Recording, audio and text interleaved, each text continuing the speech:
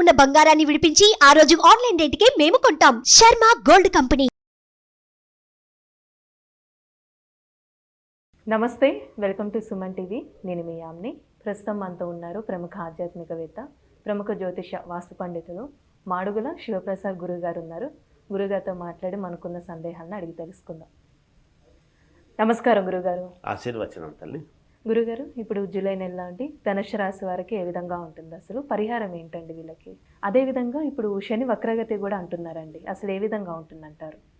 శ్రీ మహాగణాధిపతయే నమః. ఐం మహాసరస్వత్యే నమః. శ్రీ లలితాంబికాదేవియే నమః. ద్వాదశ రాసుల వాళ్లకు కూడా శని వక్రగతి అనేటువంటి దీని వలన కానీ, మిగతా ఉండేటువంటి గ్రహస్థితుల వలన కానీ, మామూలుగా ప్రతి మాసము కూడా మనము మాస ఫలాలు చెప్పుకుంటున్నాం. అవునండి. కొన్ని గ్రహాలు తొందరగా మారటం ఎందుకు ప్రతి నెలా చెప్పుకోవాల్సినటువంటి అవసరం అంటే, కొన్ని గ్రహాలు చంద్రుడు కానీ ఇలా కొన్ని వెంటనే రోజుల తరబడి మారిపోతూ ఉంటాయి. మారిపోతూ ఉన్నప్పుడు ఈ మారేటువంటి గ్రహాలు గోచార రీత్యా అనుకూలవంతమైనటువంటి గ్రహాల దగ్గరికి వచ్చేటప్పటికీ అనుకూలంగా జరగటము, ప్రతికూలము గ్రహాల దగ్గరికి వెళ్ళేటప్పటికీ చిన్న ఇబ్బందులు కలగటము సహజం, మనం చూస్తూ ఉన్నాం. అందుకని కదా మనం మాస ఫలాలు మామూలుగా చెప్పుకుంటాం. ఈ నెల ఎలా ఉంది, వచ్చే నెల ఎలా ఉండబోతుంది, మళ్ళీ నెల ఎలా ఉండబోతుంది, సంవత్సరము పొడవునా ఓవరాల్గా ఎలా ఉంటుందని చెబుతాం ఉగాది పండుగ నాడు. ప్రతి నెలలో కూడా జరగబోయేటువంటివి ఏమిటి, ఎలా జరుగుతూ ఉంది అనేటువంటి దాని గురించి మనం తెలుసుకుంటాం. పైగా ఇప్పుడు కొంచెం శని వక్రించటం అనేటువంటిది ఒకటి. శని స్వక్షేత్రగతుడై ఉండి వక్రించడం, వక్రగతి అనేటువంటిది ఉండే దానివలన ఇప్పుడు ఈ జూలై మాసంలో 12 రాసుల వాళ్లకు కూడా ఎలా ఉంది అనే దాని గురించి ఇప్పుడు మనం చెప్తాం.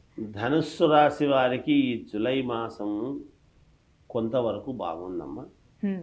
కొంతవరకే ఎందుకంటున్నాను అంటే, సరే మిశ్రమ ఫలితాలు అటు ఇటు ఉండడం సహజము కదా, ఎవరికైనా కూడా.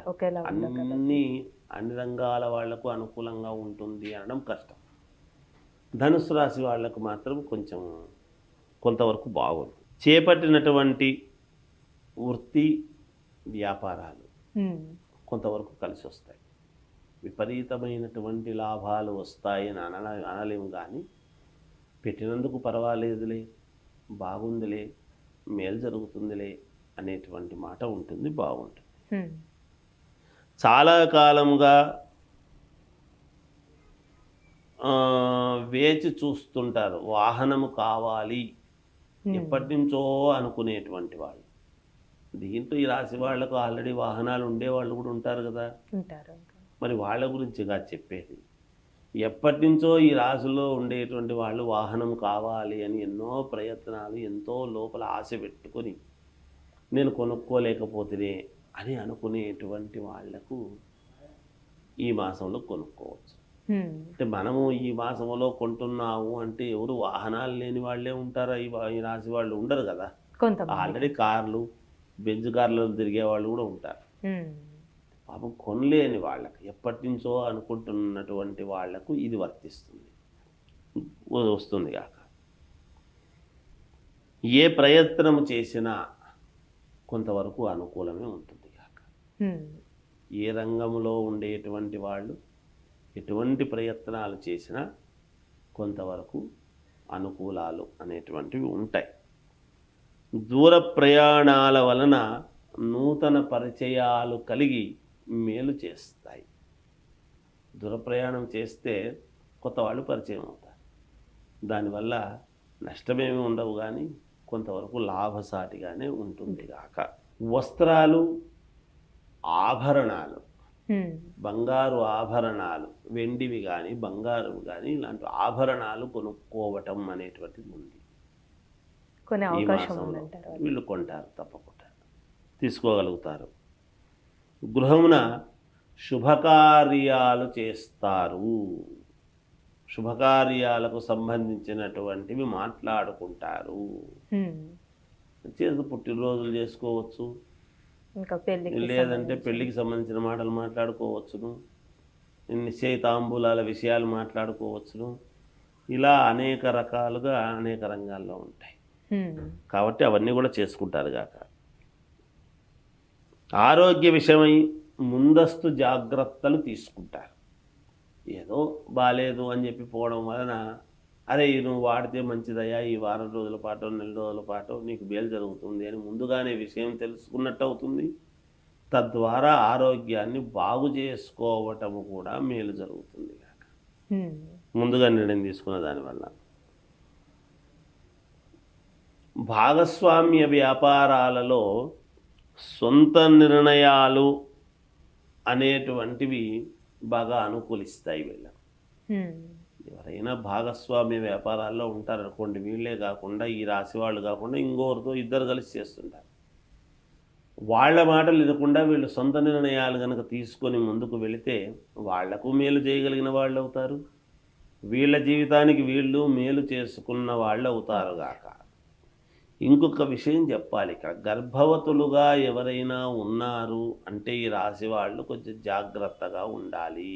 ధనుస్సు రాశి ఆ గర్భం విషయంలో జాగ్రత్తగా ఉండాలి అనేటువంటిది సూచనప్రాయంగా తెలియజేస్తూ ఉన్నాను.